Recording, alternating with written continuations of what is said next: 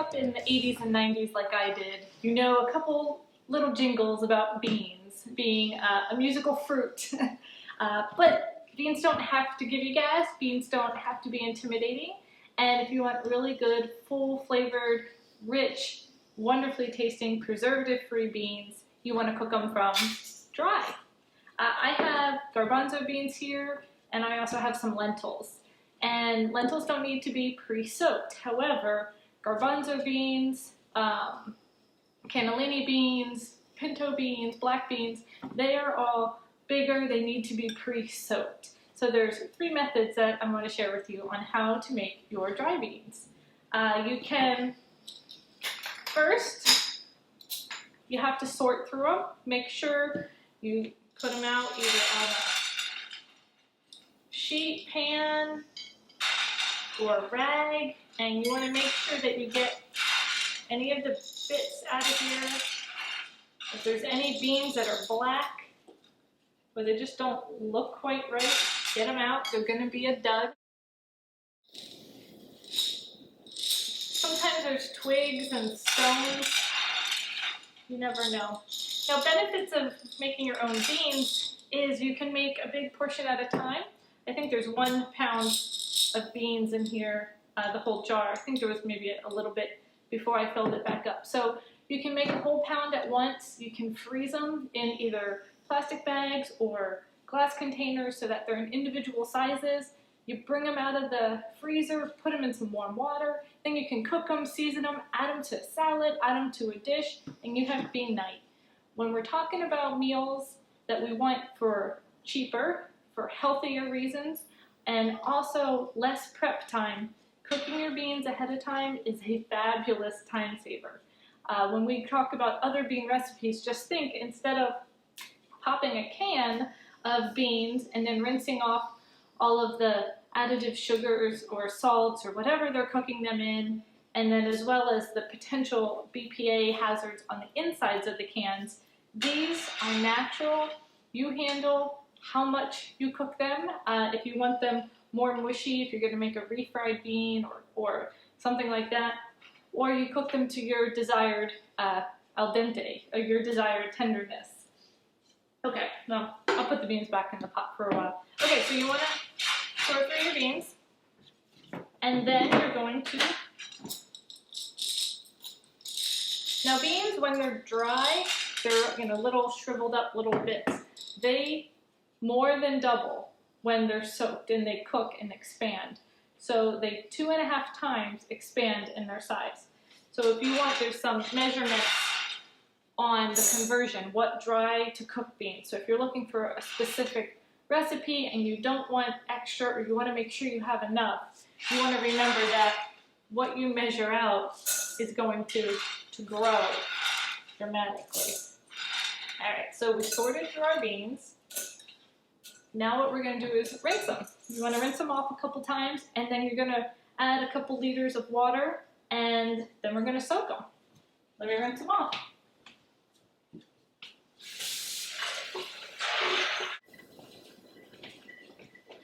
All right, so we have our beans soaking in water. Now you can use filtered water, spring water. Just make sure it's the water that you would feel comfortable with and that you would want to, drink and eat. So then what you're going to do is soak them overnight. This is very typical for garbanzo beans. They take a little bit longer to cook. The quick cook method may not work on garbanzo beans or cannellini beans, but there is a quick method. So you can let this sit overnight. Just let it sit right on your countertop.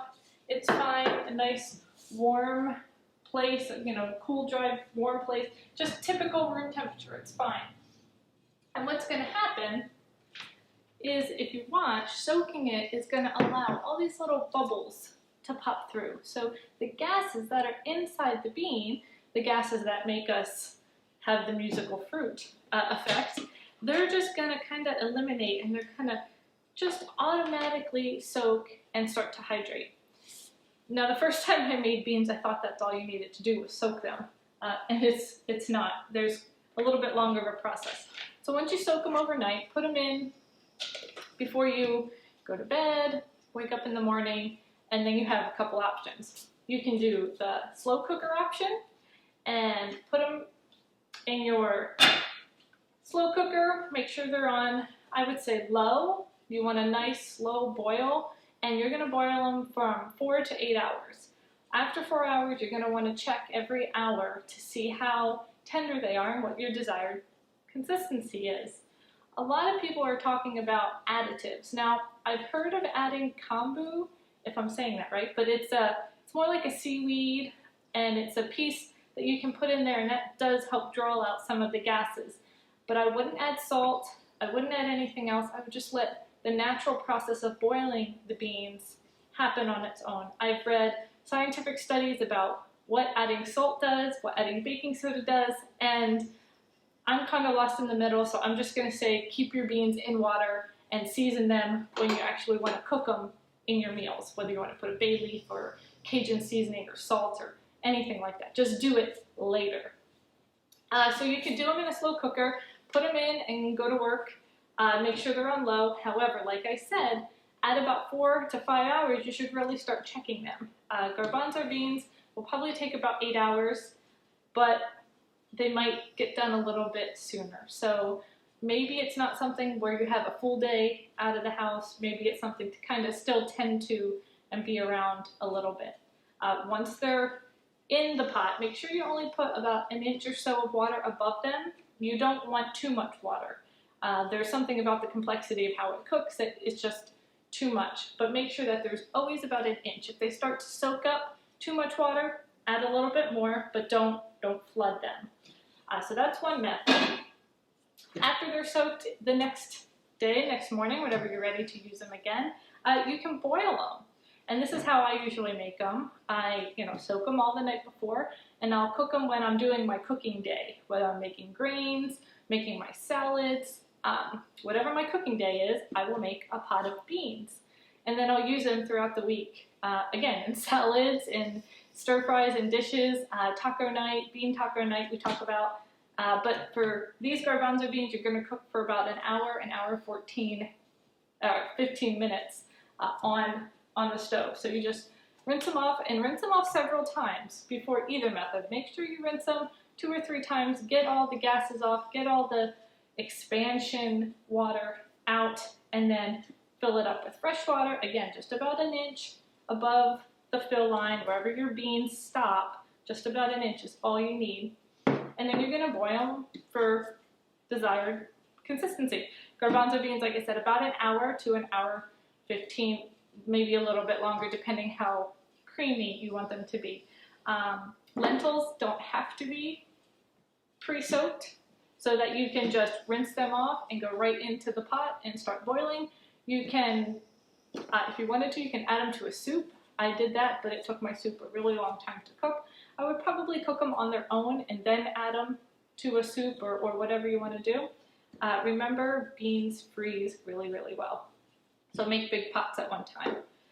The other method that I just read about, and if you look on the package, sometimes there's a quick boil, let sit method to the beans. It doesn't seem to make sense to me. I haven't tried it. I suppose that they wouldn't put it on the package if it wasn't true, but a lot of people, a lot of brands say boil for 3 to 5 minutes and then let stand for such a period of time, maybe 5 hours, 3 to 5 hours, and that the heated bean will then expand in that hot water. But I found this really good method, and it makes a lot of sense, and it's getting a lot of really good reviews. So you don't have to soak them. You want to, of course, separate them, get out all the dings. And I wanted to tell you one more thing. If while you're soaking these, if any of the beans rise up to the surface and they float, get them out, because they're duds and they're never going to cook properly. The longer you store and keep your beans, the longer they're going to need to cook. You probably don't want to keep your beans over a year. Keep them in the dry state. So make sure you buy in bulk, you use what you need, but then make sure you're changing your inventory at least every 6 months to a year. Okay, so the fast cook method. It's about 90 minutes to having beans from dry, well, I should say these, because these don't need to be, from dry beans to having really rich cooked beans. You want to rinse them off, and then you're going to put them right in your pot, fill them up with just enough water, and you're going to bring it to a boil. And a lot of times, I think the best method, the best tool to cook that in is a Dutch oven. So this is just a nice big stainless steel pot. You're going to want one of those big stainless steel, not stainless steel, they're not stainless, they're ceramic Dutch ovens where they have the big ceramic top, like a big clay pot, cast iron pot. Some people use those as well, but it's got a big tight-fitting lid so that all the goodness stays in. Okay, so you're going to cook your beans, bring them up to a boil, put the lid on, and put them into your already preheated oven at 250 degrees. And it's going to bake in there from anywhere from 40 minutes to an hour, maybe an hour and a half. At 35 minutes, you want to check the consistency, make sure the water is in there, and see how long you want to cook them. Pinto beans take about 75 minutes, and black beans work really well. What was the other bean that this method really worked well with?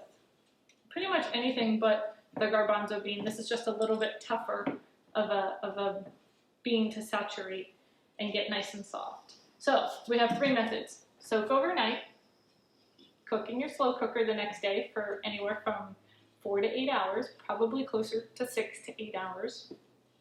Soak overnight and cook them on the stove for anywhere from 30 minutes to an hour and a half, depending on what kind of bean. Or put the beans, clean them up, rinse them off, put them right in your pot, bring up to a boil, and then cook them in a 250-degree oven anywhere from 45 to 75 minutes. So now you have it, 3 ways to make dry beans into cooked beans, and you don't have to worry about any of the preservatives. You're going to save money because dry beans are about 1/3 of the price of prepared beans. They have a better flavor, they have a better taste, and they're preservative free. Try it out, leave some comments on the blog, come see me on Facebook, let me know if you start cooking your own beans. I know in my family, my grandmother used to cook her own beans, and she lived to be almost, my great-grandmother, almost 100. So maybe there's some logic and truth into going back to the kitchen and cooking instead of buying the commercially cooked convenient cans. Let me know how you do. Stay healthy, eat whole foods. See you in the next video. Bye guys.